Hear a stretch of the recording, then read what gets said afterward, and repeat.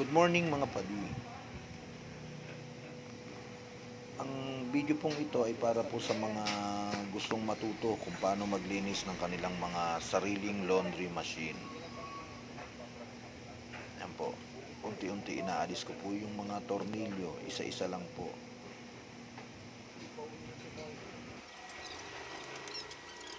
Inaalis po natin yung upper front cover ng ating laundry machine. Yan, pinabilis ko na po para medyo hindi po kayo maboring.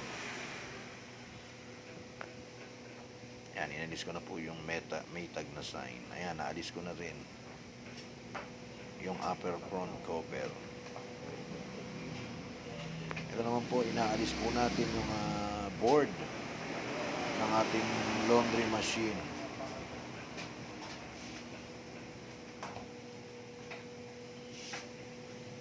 Rather yung hood pala. Inaalis po natin yung hood. Iaangat po, para may angat ko po siya. Ayan, naiangat ko na po yung hood. Next na gagawin po natin is yung cover naman ng ating board or yung board mismo. Ayan, yung board mismo ang inaalis po natin. Medyo pasensya na po at medyo mabagal po tayong magtrabaho kasi alam naman po natin na hindi naman po ako technician. Yan po, isa-isa lang. Medyo mahina kalaban. Pero pasasaan ba't matadali ko rin yan. Yan. May mga tornilyo pa rin po sa ibabaw yan. Ayan, iaangat ko muna siya pero hindi pa puro pala pwede. Kasi nakatornilyo pa rin po yung ibabaw. Yan. Andito naman tayo sa mga tornilyo sa ibabaw. Isa-isa aalisin din natin.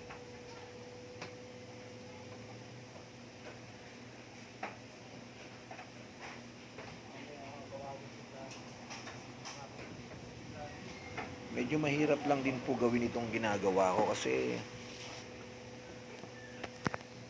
unang-una, hindi po, sinabi ko naman po sa inyo, hindi po naman ako sanay sa ganitong trabaho dahil hindi po tayo technician. Pero kailangan din po natin maglakasan yung loob natin para naman, para sa atin din po kasi yan.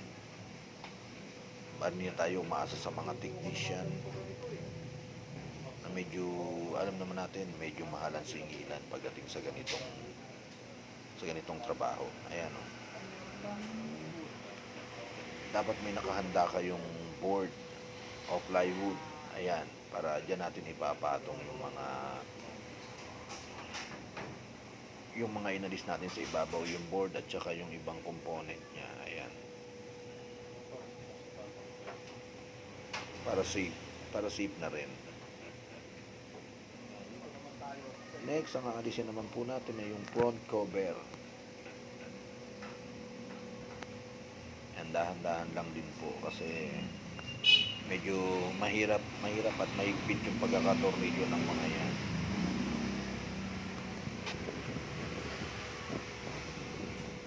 Yan, pati sa lower portion may mga tornilyo siya.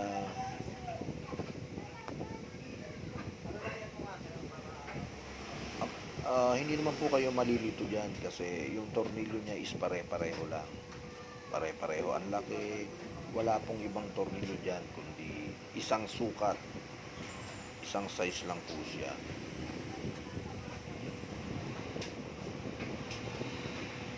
Ayan o, sinisipat nating maigi para mas makuha natin siya ng maayos.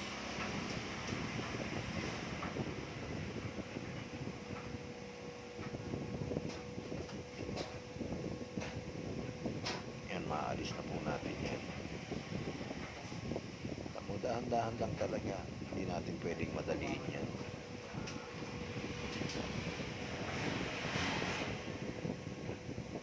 May mga tornilyo pa pala po ito sa loob. Yan, actually nakakalimutan ko na po yan. Pero may mga tornilyo pa rin siya sa loob. Medyo ilawan nyo na lang po yan. Makikita nyo naman po siya.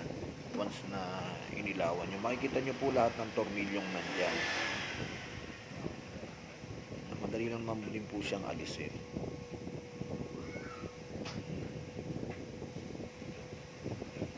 Ayan, dyan nakasaksak yung ating lint protector, yung inaalis natin pagka after ng drying.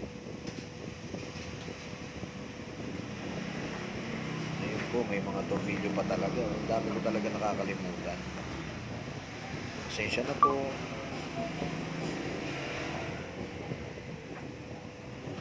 Ayan. Mahuhugot din natin yan. Ang daming tornilyo na nakakalimutan. Pero, ayan, yan. Naalis na rin po siya. May connector pa pala yan. Yung connector niya sa board. Ayan, dito naman tayo sa cover ng fan blower. Lahat po yan madali lang alisin, puro tornilyo lang.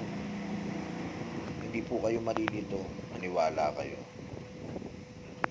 If ever willing naman po akong tumulong sa inyo through video call kung gusto nyo talagang matutunan itong ginagawa ko.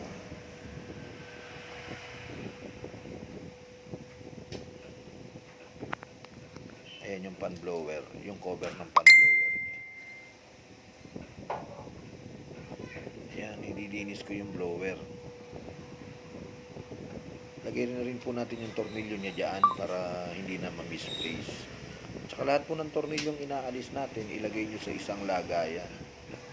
Maganda kayo ng talagang lagayan niya. Hindi naman siya magpapalit-palit kasi isa lang ang sukat niya. Sa mga gustong matuto ng ginagawa ko, willing po akong magturo sa inyo man. Huwag lang po kayo mahihiyang mag-chat. Through video call po, tuturuan ko kayo kung willing talaga kayong matuto. Malaking bagay na rin po kasi sa atin to, mga laundry owner. Malaking bagay na siya para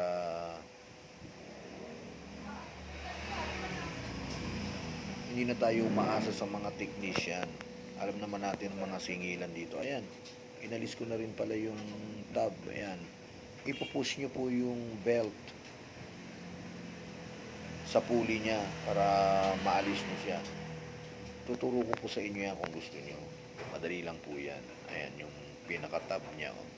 Pinaka-tab ng dryer machine.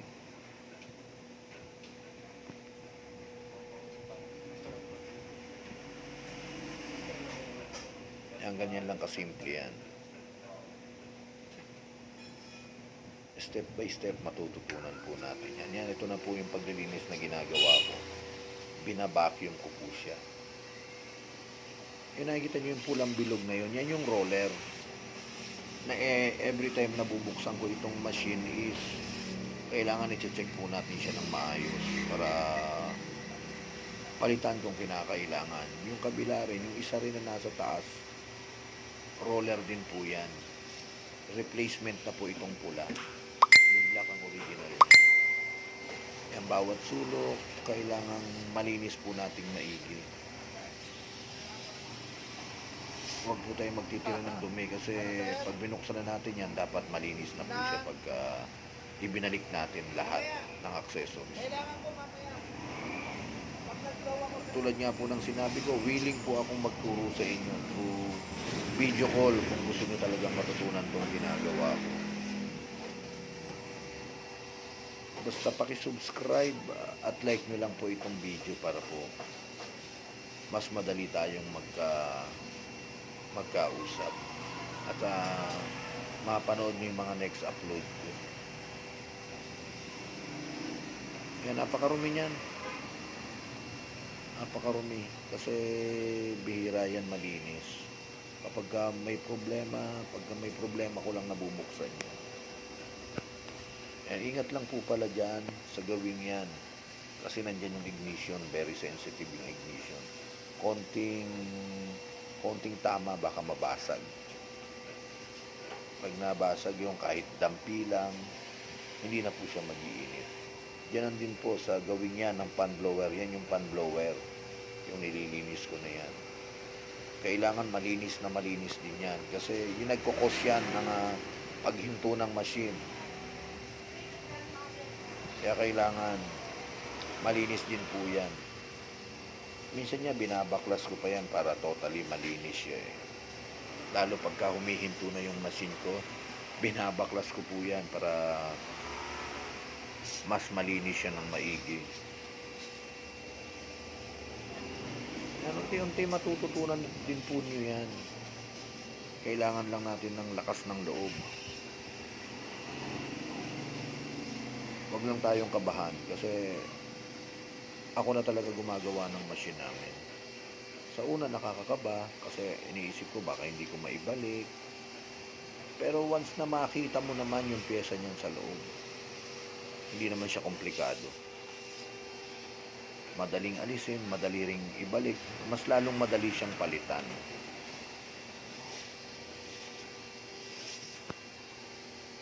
Yung mga ganitong bagay kasi wag na natin iasa sa mga technician. Kasi yung mga technician minsan mga busy rin yan. Gumagawa yan kung saan saan sa mga probinsya.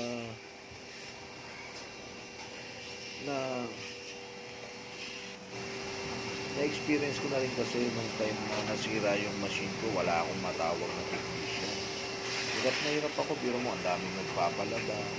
Wala kaming makuhang technician. So kaya yun, naglakas loob talaga ako na lang, sinabi ko sa sarili ko, ako na lang ang gagawa. Minsan yung iba napapanood ko sa YouTube. Malaking bagay din yung YouTube, pero hindi lahat tinuturo ng YouTube. Ingat din kayo kasi minsan nililigaw din kayo ng YouTube. Ako po, tulad ng sinabi ko, willing ko po kayong i-guide. Pero hindi naman sapat yung kaalaman ko, pero marami na rin po akong nalalaman tungkol sa machine. Yun lang, baka may iba kayong problema sa machine, lalo yung mga board, hindi po natin kaya yan. Pero yung mga ganitong bagay, umasa kayo. Pag mga technical problem lang na ganito, umasa kayo na kahit pa paano, makakatulong ako sa inyo. Lalo sa paglilinis, pagpapalit ng shock, kaya ano-ano pa po. Pagpapalit ng pump, drain pump, kaya po natin yan. Hanggang dito na lang po. Maraming salamat.